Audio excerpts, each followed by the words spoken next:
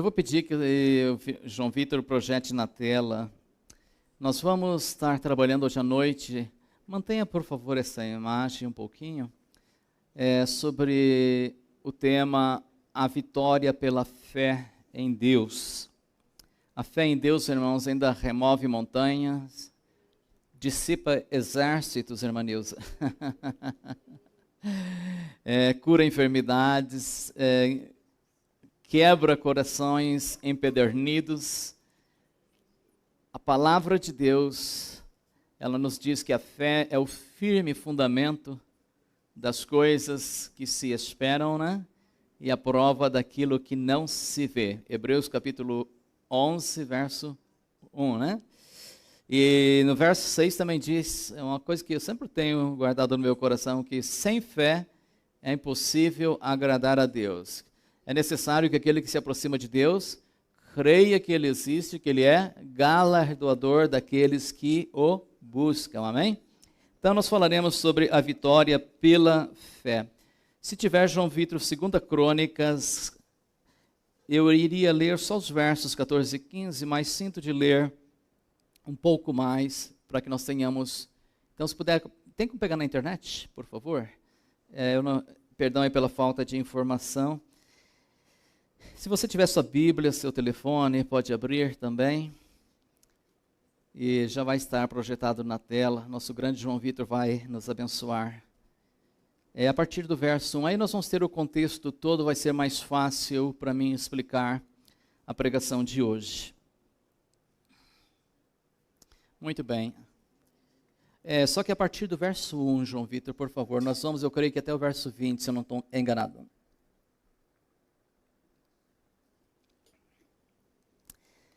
Vamos lá então. Depois disso, os moabitas e os amonitas, com alguns dos meunitas, entraram em guerra contra Judá. Então informaram Josafá: um exército enorme vem contra ti de Edom, do outro lado do Mar Morto, e já está em Hazazon-Tamar, que é em Gede. Alarmado, Josafá decidiu consultar o Senhor e proclamou um jejum em toda a tribo de Judá. Reuniu-se, pois, o povo que vinha de todas as cidades de Judá para buscar a ajuda do Senhor. Josafá levantou-se na Assembleia de Judá e de Jerusalém, no templo do Senhor, na frente do pátio novo. E ele orou o seguinte: Senhor, Deus de nossos antepassados, não és tu o Deus que está nos céus? Tu dominas sobre todos os reinos do mundo. Nas tuas mãos estão a força e o poder, e ninguém pode se opor a ti. Não és tu o nosso Deus que expulsaste os habitantes desta terra diante de Israel, o teu povo, e a deste para sempre aos descendentes do teu amigo Gilson? Não, irmãos, é o Abraão, né? Quem dera. Eles a têm habitado e nela construíram um santuário em honra ao teu nome, dizendo: se alguma desgraça nos atingir, essa foi a oração de Salomão quando inaugurou o templo, né? Se alguma desgraça nos atingir, seja o castigo da espada, seja peste, seja fome, nós nos apresentaremos diante de ti, neste templo, pois ele leva o teu nome, e clamaremos a ti na nossa angústia, e tu nos ouvirás e nos salvarás.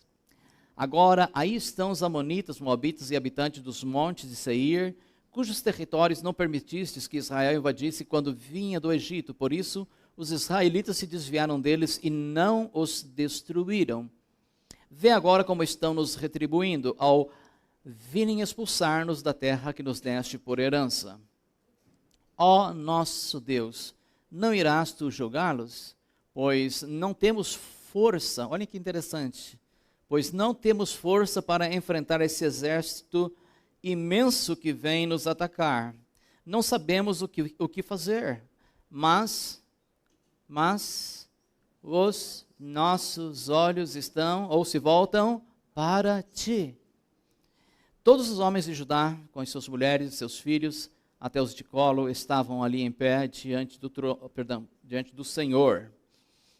Então o Espírito do Senhor veio sobre um homem chamado Jaziel, filho de Zacarias, e neto de Benaia, bisneto de Jeiel, e trineto de Matanias, levita e descendente de Asaf, no meio da assembleia.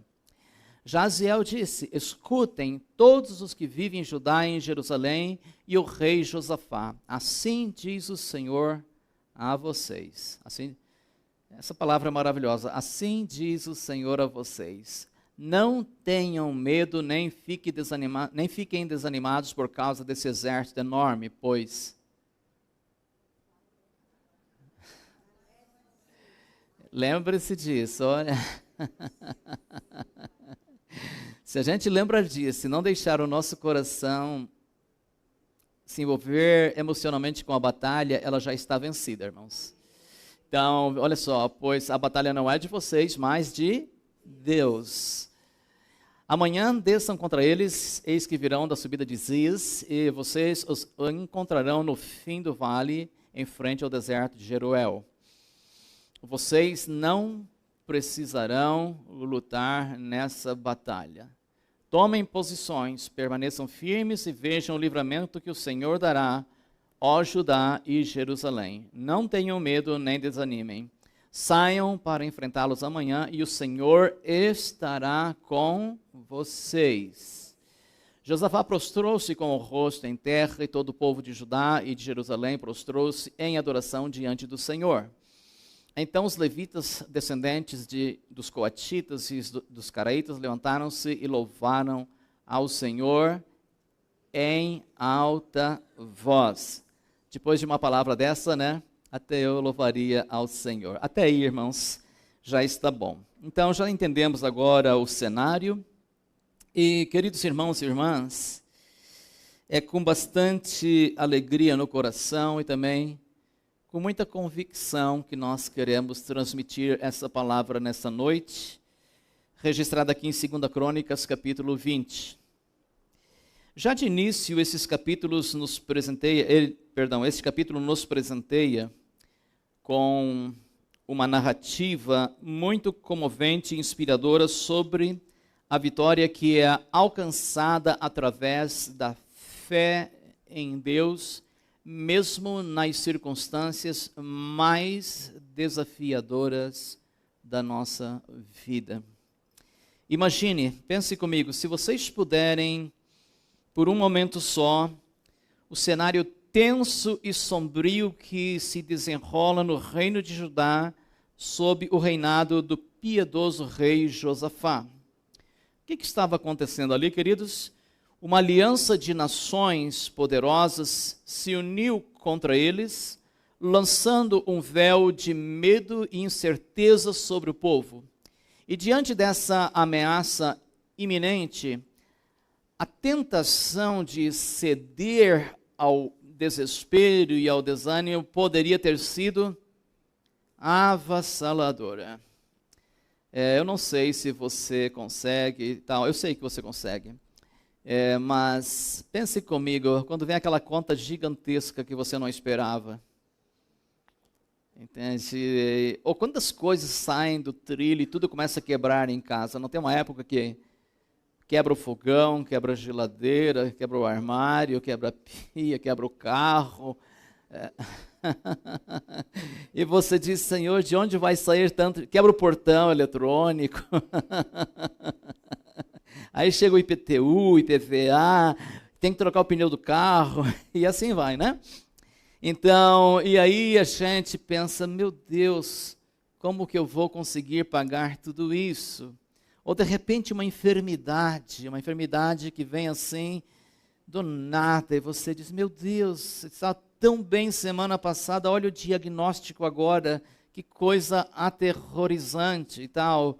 Então, o que acontece nesses momentos? Vem a tentação de cedermos ao desespero e ao desânimo, e isso pode ser avassalador para um cristão. Então, nós não precisamos chegar a esse ponto. Então, tudo isso estava acontecendo. No entanto, o que encontramos aqui, queridos, nessa história, é um exemplo brilhante da fé inabalável no poder de Deus e na fidelidade de Deus também. Observe, assim como Josafá e seu povo enfrentaram essa perigosa adversidade, nós somos também desafiados a refletir sobre nossas próprias batalhas espirituais. Todo mundo aqui tem uma batalha espiritual para ser lutada, não é verdade? Todos nós temos, indistintamente. E a gente não deve assim imaginar que, olha, a cruz do fulano lá, ela não é tão pesada como a minha. A cruz da irmã Ciclana não é tão pesada como a minha.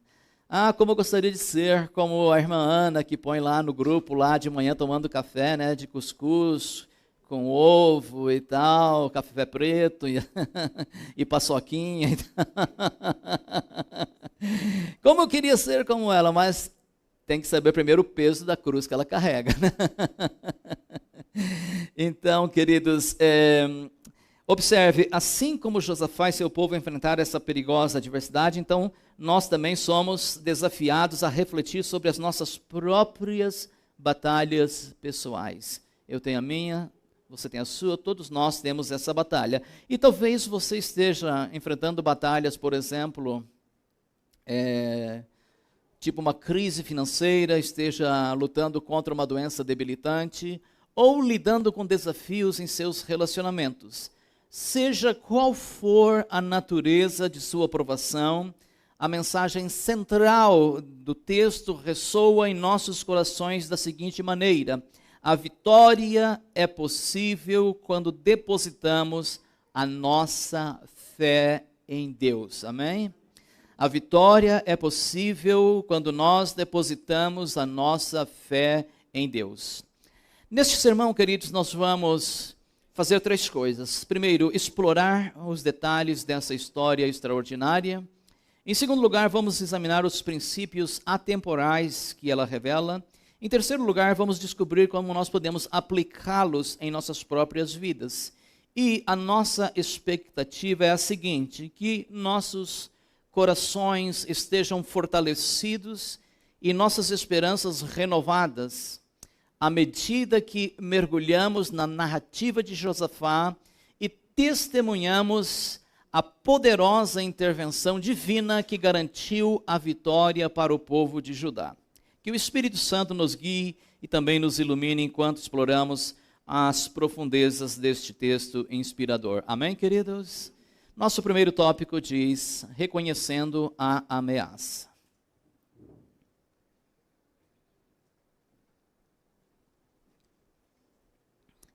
Queridos, a nossa batalha, ela não é uma fantasia, ela não é uma alegoria, ela não é uma literatura clássica grega que conta a guerra dos deuses e coisa semelhante, não.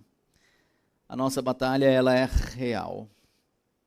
E quando o inimigo nos ataca, nós percebemos que a ameaça, ela é verdadeira. Ele não vem para brincar, ele vem para matar, roubar e destruir.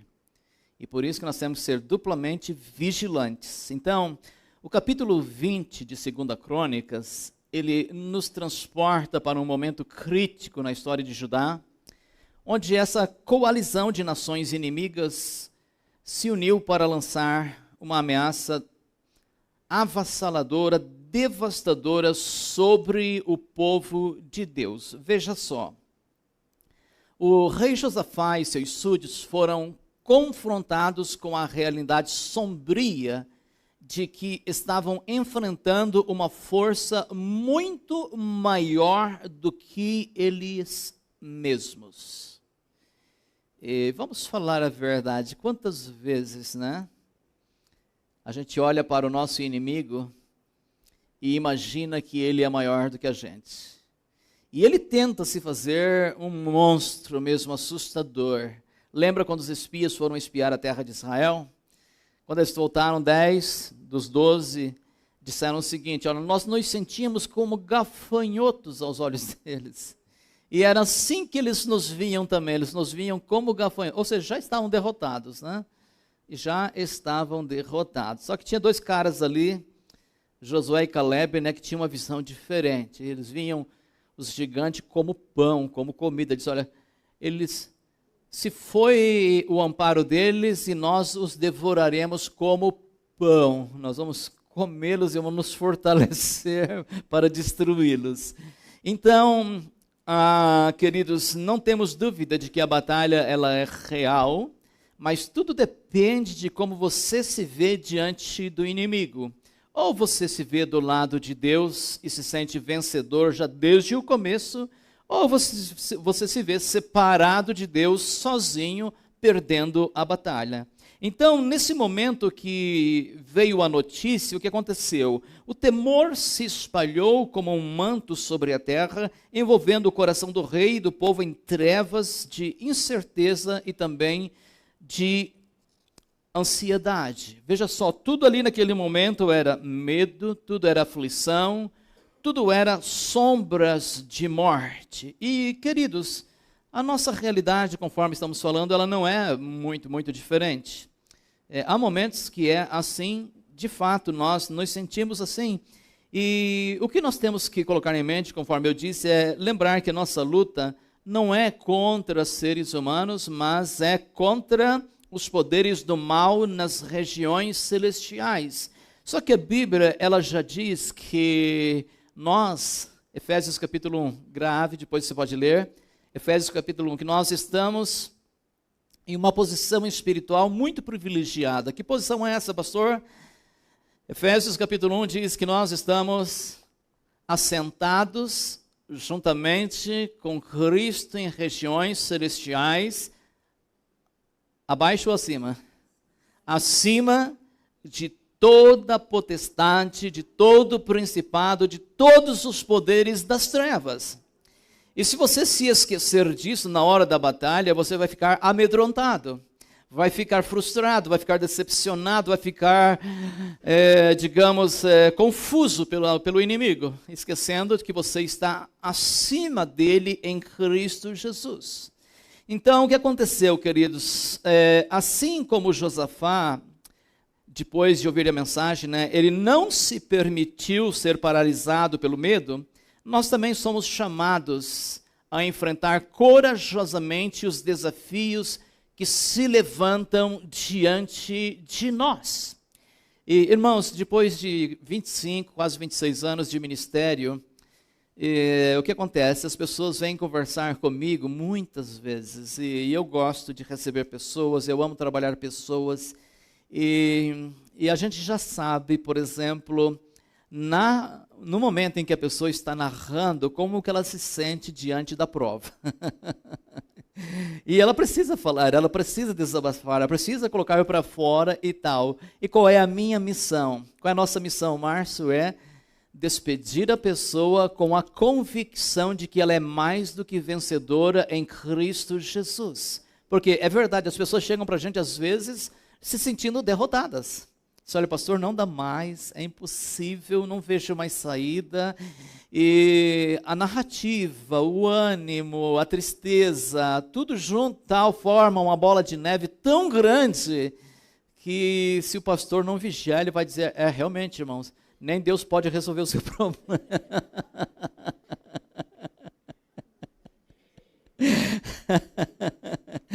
Então, tudo parece grande demais, mas quando nós mudamos a perspectiva, a gente alivia o coração e diz, olha, de fato, tudo está nas mãos de Deus. E Romanos 8, 28 diz que algumas coisas cooperam, né? Não é algumas, é todas as coisas cooperam para o bem daqueles que amam a Deus, daqueles que são chamados segundo o seu propósito, né? Então, observe. Observe, assim como as nações inimigas se uniram contra Judá, nós também enfrentamos adversidades que podem se manifestar de diferentes formas em nossas vidas, mas não importam quais sejam. Podem ser problemas financeiros que ameaçam a nossa estabilidade, podem ser questões de saúde que abalam nosso bem-estar físico e emocional, podem ser conflitos em relacionamentos que nos deixam desgastados e desanimados. Não importa a forma que esses problemas, que essas ameaças possam assumir, é crucial nós reconhecermos, queridos, que a presença do Senhor está conosco e nada poderá nos abater, porque se Deus é por nós, quem será contra nós? E aqui eu tenho algo de Deus para dizer para todos nós. Ao nos confrontarmos com essas realidades difíceis, nós somos confrontados também com a urgência de agir. Ignorar ou minimizar as ameaças diante de nós apenas serve para nos deixar vulneráveis e desamparados. Então, não adianta dizer, olha, não vou falar com ninguém. Vou ficar quietinho, vou esperar e tal. Não. Imediatamente chame a igreja para orar, chame o pastor, peça auxílio. Irmãos, infelizmente, às vezes acontece de as pessoas serem hospitalizadas com algumas enfermidades ou terem problemas e a gente não fica sabendo para poder orar. Isso deixa a gente tão triste, porque a gente se sente desprezado, como que a nossa oração não tenha efeito. E tem crentes que fazem isso, eles não falam nada. E quando a gente vai saber, já está um mês internado, né? Então... Falando nisso, irmãos, vamos orar pela Neide, que dia 28 vai estar passando por uma cirurgia, e ela está feliz que não vai mais precisar cozinhar para o resto da vida, depois da cirurgia. Não, só 15 dias que não... Só 15 dias. Então, olha só, não adianta nós ignorarmos ou minimizarmos as ameaças diante de nós. Procure ajuda, procure apoio espiritual. Eu lembro nesse último retiro que nós tivemos, foram 4 dias, eu sentia claramente a manifestação da intercessão que a igreja fazia daqui de São Paulo para nós que estávamos lá, esqueci o nome do lugar. Então, no local do retiro, né? Foi um momento maravilhoso, Deus agiu de diversas maneiras e era perceptível, eu sentia dentro de mim, estava ultra cansado, mas sempre com as forças renovadas.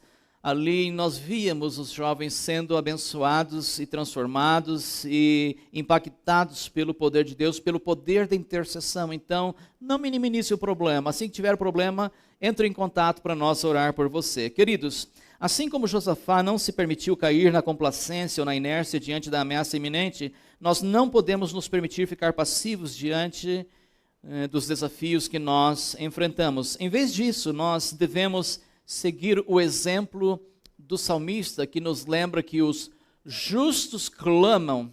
Olha só, os justos clamam, e o que acontece? E o Senhor os ouve, livra-os de todas as suas angústias. Então, conclame a congregação dos tzadikins, como se diz em hebraico, dos justos, e nós vamos estar todos juntos, unidos, orando uns pelos outros. Salmos 34 e 17. Para nós concluirmos essa parte, irmãos, que possamos aprender com Josafá e o povo de Judá a reconhecer as ameaças que nos cercam e possamos encontrar coragem e determinação para enfrentá-las de frente, confiando na promessa do Senhor de que Ele está conosco em meio às nossas tribulações. Amém? Em segundo lugar, queridos, buscando a orientação de Deus. Então, até aí, as coisas ainda estavam nebulosas, as coisas ainda estavam temerosas, ainda estavam, de certa forma, perigosas. Mas vamos ver o que acontece quando se busca a orientação de Deus. E eu pergunto aqui, de imediato, a quem você recorre diante dos seus problemas? É claro, nós vamos dizer, não, eu recorro a Deus, né? Mas, naquele espaço entre a notícia e Deus, o que acontece? A quem nós recorremos? Então, veja só, diante da iminente ameaça que pairava sobre Judá, o rei Josafá compreendeu a importância crucial de buscar a orientação divina. Ele não permitiu que o desespero dominasse. Veja só, acontece. A hora que você recebe a notícia, ela é um baque, né? E você sente o impacto, não é verdade? Então, mas depois do impacto, então você não pode desanimar. Então, ele não permitiu que o desespero o dominasse, mas, em vez disso, se prostrou diante do Senhor em oração, convocando o povo para se juntar a ele nesse ato de humildade e também de dependência, conforme nós vimos nos versos 4 e 5 do capítulo 20 de 2 Crônicas. A atitude de Josafá nos ensina aqui uma lição valiosa sobre a necessidade de buscarmos a presença e a orientação de Deus em meio às nossas adversidades. Veja bem, assim como ele reconheceu a sua própria limitação e dependência do poder de Deus, nós também somos chamados a reconhecer nossa fragilidade, a nossa insuficiência diante das circunstâncias que nós enfrentamos. E de forma nenhuma nós queremos dizer aqui que por sermos cristãos, por sermos pessoas de fé, nós não passamos por lutas, jamais. Jesus mesmo disse, no mundo tereis aflições. Então, Jesus mesmo teve aflições, Jesus mesmo foi tentado, Jesus enfrentou a cruz, ele passou por diversos problemas. Então, veja só, nós temos limitações, nós temos insuficiências, mas tem a forma certa de nós enfrentarmos tudo isso. E o apóstolo Paulo, ele nos exorta em Filipenses, capítulo 4, versos 6 a 7, a não nos deixarmos consumir pela ansiedade. Ele disse, olha, em nada andai ansiosos, não é verdade? Mas sim a apresentarmos as nossas preocupações diante de Deus em oração acompanhada de ações de graças. Guarde bem isso no seu coração. É na presença de Deus, em comunhão sincera e confiante, que nós encontramos a paz que excede todo entendimento humano. Então, quem aqui já, não precisa levantar a mão, mas que recebeu assim um cordel de más notícias e foi inundado por essa paz, no mesmo instante, por essa paz que excede todo entendimento. Não é verdade, irmãos? De repente brota uma paz tão grande, uma paz que produz alegria, tranquilidade. É como que se seus músculos e nervos relaxassem. E você sente a vontade de cantar. Aí o vizinho disse, olha, o crente ali está louco, está com um problemão e está cantando.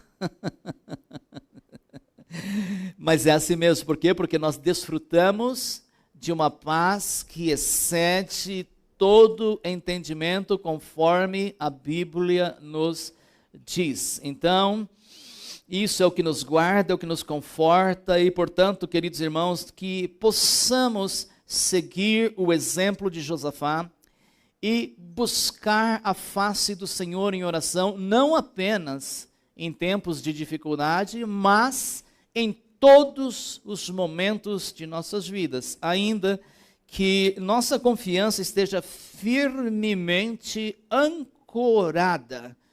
Eu escolhi essa palavra aqui para realmente lembrar isso, queridos. Quando o navio está ancorado, tem como removê-lo dali? Não, né? Então, que a nossa confiança esteja firmemente ancorada na certeza de que Deus ouve as nossas súplicas e Ele nos guia em meio às nossas batalhas. Quantos podem dizer amém? Por último, queridos, mas não menos importante, que a presença do Altíssimo seja o nosso refúgio seguro, onde encontramos consolo, direção e paz para enfrentarmos os desafios que surgem em nosso caminho. Amém? Terceiro e último lugar, recebendo a promessa da vitória. Recebendo a promessa da vitória. Então, primeiro veio a ameaça, depois veio a busca pela presença do Senhor, pela orientação do Senhor, e agora então vem a promessa da vitória.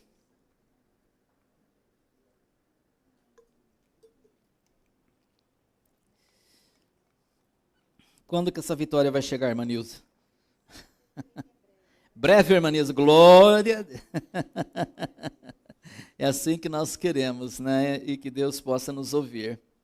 Então, ouça o seguinte, meu querido irmão, minha querida irmã. Quando o profeta Jaziel se levantou entre o povo e proclamou a palavra do Senhor, uma onda de esperança e confiança varreu a terra de Judá. Deus estava falando diretamente ao coração do rei e também de seu povo, garantindo-lhes a vitória sobre os seus inimigos. E até ele falou, disse, olha, nessa guerra vocês nem vão ter que lutar. Dias atrás eu lutei com 3 ladrões. Próxima vez eu não vou lutar. Vou expulsar em nome de Jesus. Oh, Deus, tem misericórdia, Senhor. Mas, queridos, quando nós lutamos em oração diante de Deus, o que acontece? A gente não precisa lutar a guerra que está se formando ao nosso redor. Então, isso é muito importante. Então, Deus estava falando diretamente. E Deus fala ou não fala?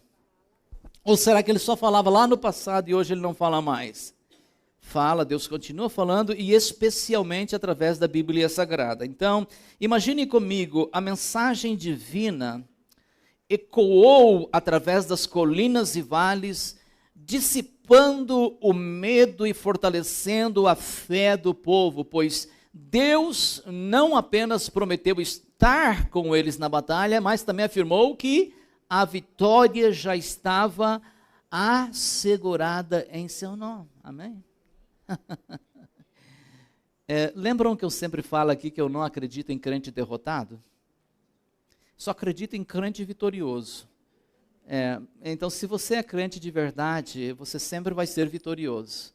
Você não precisa ser um leão, não precisa ser nada disso, não. Você pode ser um jovem Davi, tipo Davi assim, com cara de bebê ainda. Davi, o problema dele é que ele não tinha cara de guerreiro, sabe? Ele ainda tinha, quem sabe não tinha barba, né? Não tinha, era, digamos, bebezão, né? E ele não ia para a guerra, então ele ficava em casa cuidando das ovelhas, e os irmãos dele aqui eram guerreiros, né? Então eles que tinham a pompa de guerreiros. E o que Davi fez? Quando ele ouviu os insultos de Golias, disse, barbaridade, tchê. Agora é comigo. Agora esse filisteu encontrou alguém do nível dele. E não vou narrar a história porque vocês conhecem. Então, veja só, a mensagem divina ecoou através das colinas e vales, dissipando o medo e fortalecendo a fé do povo. Pois Deus não apenas prometeu estar com eles na batalha, mas também afirmou que a vitória já estava assegurada em seu nome. Paulo diz, mas glória a Deus que nos dá a vitória por meio de Cristo Jesus. Paulo usa essa linguagem. E eu digo essa noite, glória a Deus que nos assegura a vitória por meio de Cristo Jesus. Deus está falando aqui em nosso meio, queridos irmãos, e você não vai ser derrotado, não vai ser envergonhado. Nós, como igreja, também não seremos, jamais, porque servimos esse mesmo Deus que Josafá servia. Quantos creem? Nesses dias agora, eu e a irmã Rosângela temos conversado muito com corretores de imóveis para nós adquirirmos um lugar para a igreja. E a gente se sente, às vezes, tão pequenininho quando a gente vai ver um prédio, né? O preço, né, irmão Eli? Sempre aquela loucura, né? O preço, né? Mas quem é o dono do ouro e da prata? Já leram o capítulo 2 do profeta Ageu, por exemplo? O povo estava numa pobreza terrível, uma miséria enorme na reconstrução do segundo templo. E não tinha nada, e Deus levantou o profeta Ageu e o profeta Zacarias para encorajar os construtores e disse, olha, no capítulo 2, eu já contei, mas eu acho que eu esqueci, acho que aparece 8 vezes, se eu não me engano, alguma coisa assim, a expressão, minha é a prata, meu é o ouro, eu farei, diz o Senhor dos Exércitos. Esse refrão vai repetindo o capítulo 2 inteirinho, parece que está um disco furado. Quem tem vinil sabe, né? Então, minha é a prata, meu é o ouro, eu farei, diz o Senhor dos Exércitos. E por que Deus fala isso? Para encorajar o povo. Por quê? Porque eles não tinham voltado do exílio da Babilônia, e a terra estava destruída, não tinha nada, e eles precisavam construir a casa do Senhor. E às vezes a gente se encontra nessa situação, a gente precisa fazer muita coisa, e os recursos são poucos. Mas de quem é a prata e o ouro? É do Senhor, Ele fará. Então ouça-me por favor, da mesma forma nós, como povo de Deus, somos herdeiros das preciosas promessas que Ele nos fez em sua palavra. Veja só, nós somos herdeiros das promessas de Deus. Não existe outro povo no mundo herdeiro das promessas de Deus, a não ser aqueles que têm a mesma fé que tinha Abraão, o nosso patriarca. Assim como Josafá e seu povo receberam a promessa da vitória sobre os seus inimigos, também podemos confiar nas promessas de Deus em meio às nossas próprias lutas e desafios. Quantos podem dizer amém? Podemos ou não podemos? Amém? Pois Ele é o mesmo, queridos, olha só. Deus, Ele não mudou, Ele não envelheceu, os tempos passaram, mas Deus não mudou. Ele é o mesmo ontem, Ele é o mesmo hoje, e para sempre Ele será o mesmo. E sua fidelidade permanece inabalável, não importa quão feroz a tempestade que nós enfrentamos possa ser. Olhando para o Novo Testamento, por exemplo, em Romanos capítulo 8, verso 31, ecoam em nossos corações as palavras que soam como uma verdade inabalável, Paulo falando, dizendo o seguinte, se Deus é por nós, quem será, ou quem poderá se opor a nós? E se Ele é por nós, quem pode estar contra nós? Nenhuma força neste mundo ou no além pode prevalecer contra o poder soberano do nosso Deus. Amém, queridos? Nenhuma força, nenhum poder no mundo ou no além pode prevalecer contra o poder soberano do nosso Deus. Em 1 Coríntios, capítulo 15, 57, Paulo, ele com gratidão nos lembra da seguinte e perene verdade. Ele diz assim, ó, é por meio de nosso Senhor Jesus Cristo que recebemos a vitória primeiro sobre o pecado, sobre a morte e todas as forças malignas que buscam nos oprimir. Grave isso, registre lá, 1 Coríntios 15, 57.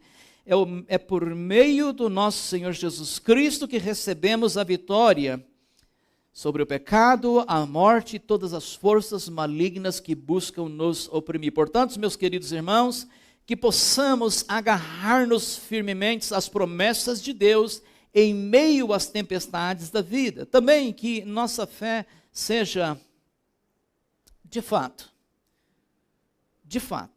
uma fé inabalável. Não pode ser uma fé gelatina, irmãos. Quando Deus falou para Abraão, pega o teu primogênito e vai para o monte que eu vou te mostrar e lá você vai me oferecer em sacrifício. O que Abraão fez? Acordou de madrugada, preparou tudo e nem falou nada para Sara, porque se falasse, ia dar ruim. Então, veja só, Deus não quer fé tipo gelatina. Deus quer uma fé que seja inabalável. Então, que a nossa fé seja inabalável, nossa esperança inabalável e nossa confiança inabalável também no poder redentor e na fidelidade imutável de nosso Deus.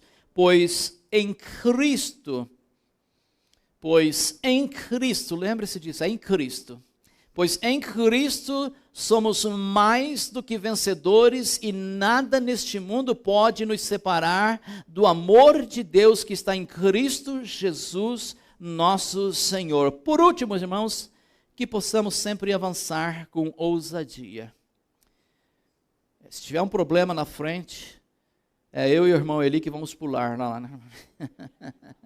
Ah, irmãos, eu confesso, não gosto de fugir de problema, não.